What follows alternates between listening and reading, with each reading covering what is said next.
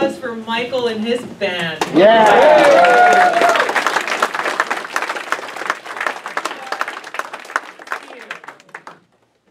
I just want to say that somebody sent me your birthday song this morning, and so I woke up to that link and watched it, and so thank you for bringing a smile to my face this morning. And your comment brought a smile to mine. Thank you.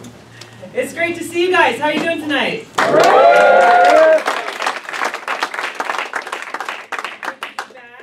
Just going to open up my notes here. Thank you, Christiana, for this beautiful lay. Thank you for joining us. I appreciate it. Thanks for organizing this. You guys make me feel like I'm right at home. You are. Thank you. And amongst family and friends on my birthday. Yeah. Thank you. Where's Alex? Is Alex here? Oh, there you are, right here. Thank you very much, Alex, for your help. And Lydia, thank you very much. And to all of the volunteers that we have here who worked hard to put this together, and of course to all of you for making the time to come out tonight. I know that we had a chance to spend some time together at the Hellenic Council gathering a couple of weeks ago, it feels like, but it's great to be able to have an opportunity here to talk a little bit about some of the broader issues that we're dealing with in this country, and how we together are going to bring about not little change, but big change, sea change.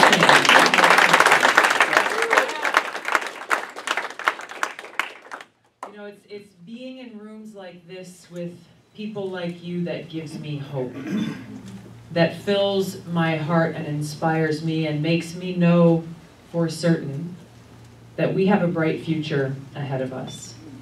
Because no matter how hard the establishment, the powers that be, the self-serving politicians, the greedy corporations, no matter how hard they try to silence our voices for their own selfish interest, there is nothing more powerful than when we, the people, stand united in that spirit of aloha, that spirit of care for each other, of love for our country. There is nothing more powerful, and there is no challenge we cannot overcome when we stand united and lift our voices to bring about that change that puts the well-being of our people ahead of profits, that puts people ahead of politics, that puts the interests of our people and our planet at the forefront of the decisions that we are making. That being at the forefront as we build this path forward towards a bright future for everyone. It is heartbreaking to see how those in positions of power, those in positions of influence, are using their positions to tear us apart, to try to pit one group of us against another for their own selfish interests. Whether it be based on the color of our skin, or where we come from, or who we love, or how we worship, or if we worship, all of these different things that make us unique are too often used to tear us apart, to undermine this foundation that our founders set out for us. That we, the people, will be represented by a government of the people, by the people, and for the people. This beautiful vision they laid out for us has been lost now for far too long, leaving us in a place where we have a government that is of the powerful, by the powerful, and for the powerful. That is of the special interest, by the special interests, and for the special interests. Time and time again, issue after issue, day after day, we see the result of this, which is we, the people, get left behind, while those in positions of power continue to benefit, whether it be with power, with fame, or money lining their pockets. They benefit while we, the people, and our planet are left behind.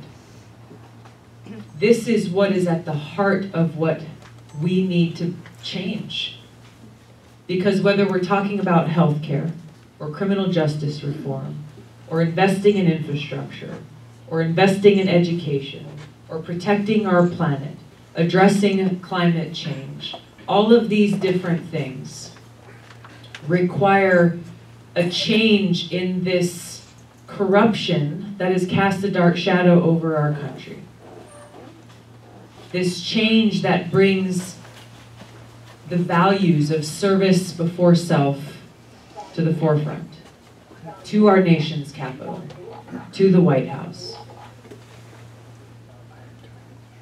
When I raised my right hand and I took an oath 16 years ago, almost to the day, joining and enlisting in the Hawaii Army National Guard, I made a promise to serve our country, willing to put my life on the line, just as every other service member has done. It is those values of service before self that are in the heart of every service member that I will bring to the White House. Those principles of integrity, of honor and respect to the presidency. Because that is what the American people deserve. To have a White House that is truly a beacon of light and a beacon of hope and a beacon of opportunity for every single person in this country.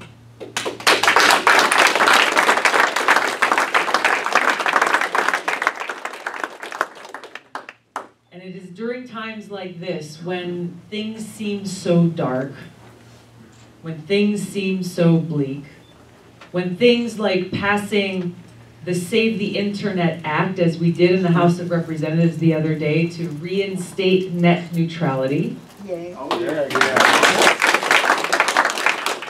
And something as simple and clear as, hey, let's make sure that the internet remains a place where any one of us can go and put our content online.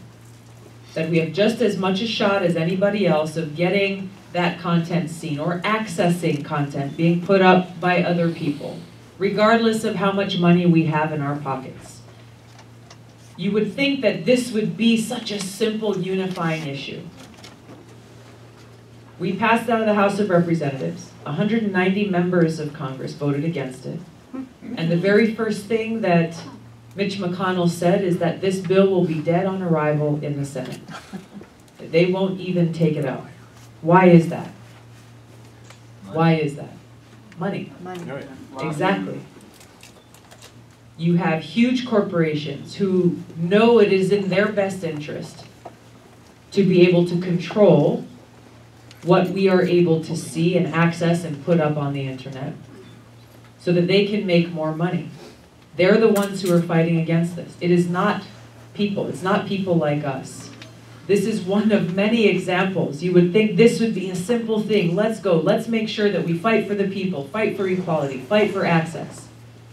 But it's the influence of special interests and big money on self-serving politicians that stands in the way of our making progress. It is too often that we see these examples, time after time, that affect our everyday lives. Just this morning, we were down in San Onofre, and we went there at the invitation of some surfers who wanted to shine a light on the nuclear waste that is overlooking this beautiful beach and surf spot that a lot of them grew up surfing. So what better way to learn about such an important issue than to go? And so we got up at 6 in the morning and drove down there and paddled out for a sunrise surf this morning. It was cold.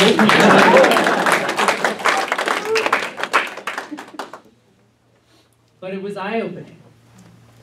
So as we paddled out there and looked back in the land, the surfers that we were with, they said, see all those blue canisters there? Toxic nuclear waste. Overlooking the ocean. Threatening this community. What to speak of the earthquake fault lines that they're sitting on. So why is it that we still have nuclear power in this country, knowing that this source of energy is creating a toxic waste that'll stick around for 500,000 years? Nowhere to put it. How is it that we are in this place? Something that threatens our survival, something that threatens our planet and future generations. There's a lot of money that goes into those who are continuing to promote nuclear power. when it is not in our interest, when it threatens people. And so now they're talking about shipping this waste to someone else's community. And I heard from people who came out this morning from New Mexico, where they want to take this toxic waste. An indigenous leader from New Mexico saying, no, you cannot come and bring this toxic waste into our backyard. My point in sharing these stories is because every single day we see the repercussions. We see the consequences of what happens when you put profits before people. What happens when you have leaders in positions of power who are so short-sighted and who are not focused on what their mission really should be, on the responsibility that they've been charged with. And it is a great responsibility. That when each of us cast our vote for someone to represent us, we expect that they actually will. That they'll actually hear our voices. That they'll actually fight for our interests. So by knowing and understanding the consequences of what happens when we have leaders who are more interested in their own selfish interests rather than our own, it inspires and motivates us even further to grasp the power that we have within our own hands, in our hearts, and in our voices, to hold those leaders accountable and to bring about the kind of change we know we need to see. Because we will not be left in the darkness. And we will be reminded when those times seem tough, when those challenges seem too great to overcome, we will be reminded by the words of people like Dr. Martin Luther King, who told us that darkness cannot drive out darkness.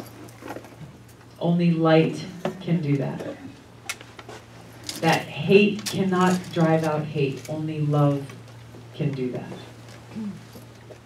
The path is lit for us to walk towards that bright future together. The choice is ours and the responsibility is ours to take action to do so. Now, as you hear many different issues brought up in the news, you'll hear many different political candidates bringing up issues like healthcare and education and infrastructure, climate change, the kinds of big investments that we need to make in our future. I want to bring up an issue that is central to the rest that no one else is talking about.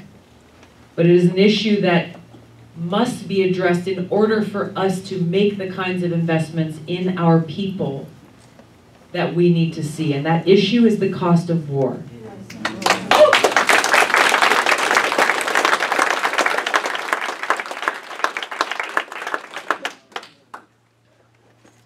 I am in my 16th year now serving in the Army National Guard. Cool. I deployed twice to the Middle East. First deployment was in Iraq, and I served in a medical unit where every single day I was confronted with this high cost of war.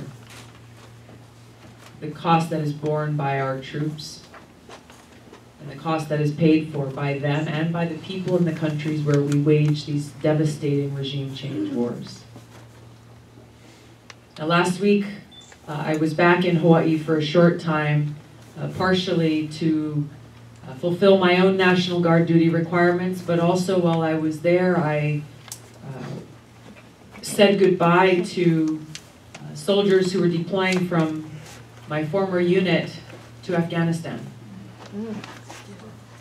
And it was tough. It was tough. It was hard to say goodbye and give them hugs as they boarded that plane. And just to talk to them. I deployed with a number of them during my second deployment. There were a lot of younger soldiers who I hadn't met, were deploying for the very first time. But a lot of my friends, they were going on their 4th or 5th deployments. And they were talking about the impact. They're talking about their kids.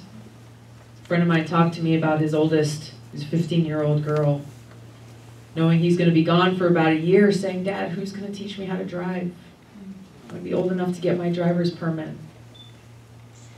Talking about his youngest, who's a 3-year-old, and how much she's going to grow up while he's gone, and the stress that's placed on their family members at home. The cost of war is great. It is paid for by our service members. by those who pay the ultimate price who never get to make that trip home.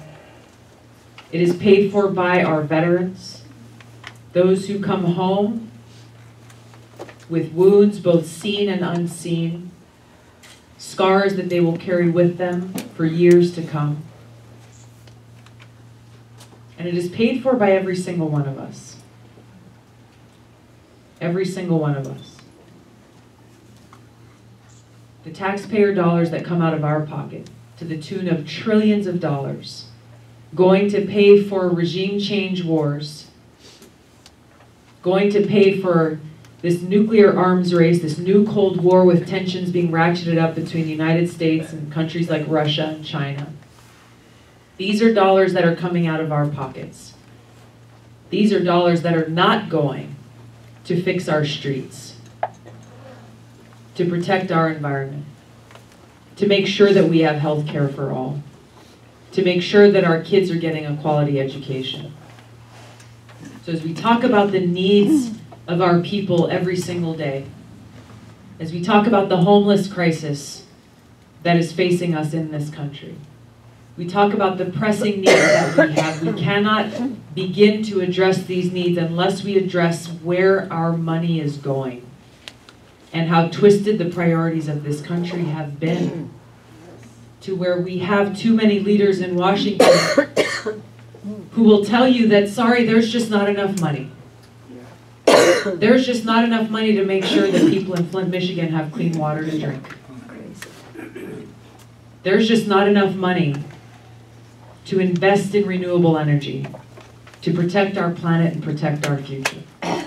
Not enough money to make sure that our teachers are paid, to make sure that our kids have what they need to get a quality education.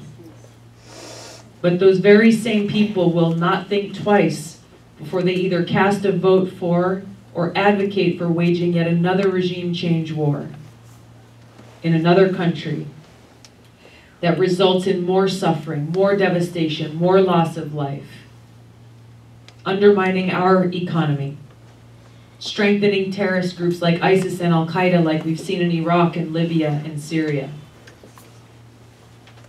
This is what we must change. Very few leaders in Washington right now will even acknowledge the fact that as we sit here today, we're facing an existential threat. That as tensions are escalating with countries like Russia and China, this nuclear arms race that was kicked off with President Trump withdrawing from the INF treaty negotiated 30 years ago that drastically reduced the numbers of nuclear weapons and missiles in the world. We are facing an existential threat to the point where we are at a greater risk of nuclear catastrophe today as we sit here tonight than ever before. Ever before. It's hard to imagine, what does this existential threat mean? What does that mean in our everyday life? Well, I'll tell you, in Hawaii about a year ago, in January of last year, we got a big wake-up call. Yes, we did. And we got a sense of what that really means. Because we got, early on a Saturday morning, a text alert that went out on over 1 million cell phones all across our state that read, "Missile incoming. Seek shelter immediately. This is not a drill." In all caps letters. Just pause for a moment and think about. If your phone buzzed right now and that message came in, what would you do? How would you feel? Who would you think about? Knowing that you would have just minutes to live. Where are your loved ones? Where can you go? Where can you find shelter? That's what was going through our minds last year when this happened. About where are my parents? I heard from a father who was on the island of Oahu, and he had a child on one side of the island, another child on the other side of the island, and he was in the middle trying to figure out which direction he would drive. Which of his children would he spend the last minutes of his life with? It's something that is unimaginable until it happens. Now that alarm turned out to be a false alarm, but the reason why we reacted the way that we did is because the threat is real. The threat is real because our leaders have failed us, have brought us to this point where this is the reality that we are living with today. But the good news is, and the important news is it does not have to be this way. It does not have to be.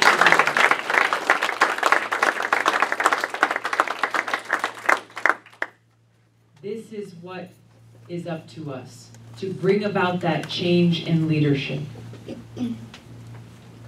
To make it so that we are de-escalating these tensions. To make it so that we are building relationships with other countries that are based on cooperation rather than conflict. And this is why I'm running for president. Because these are the real issues that are facing us. I'm running for president to end these regime change wars. To work to end this new Cold War and nuclear arms race. To bend the arc of history away from war and towards peace. So that we together can change the course of our past and build that path forward towards a future that is with peace here at home, peace abroad, opportunity and justice and equality for every single person in this country. And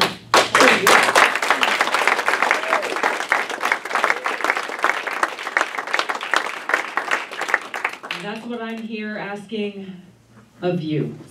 Asking you to join me. Join me in this movement. This is not about politics. This is about our lives. This is about our future and making sure that we have one. There is so much at stake, and it is only when we, the people, gather together and stand united that we can truly overcome those tough odds and that we can truly bring about that change that we need to see for each other, for our future, and for our planet. Thank you very much for being here. Thank you for your support.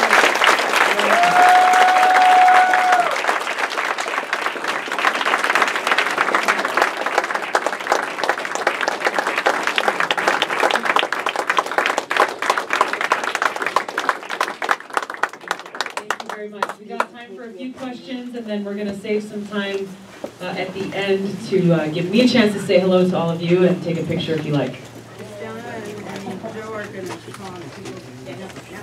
Seth, okay, sure.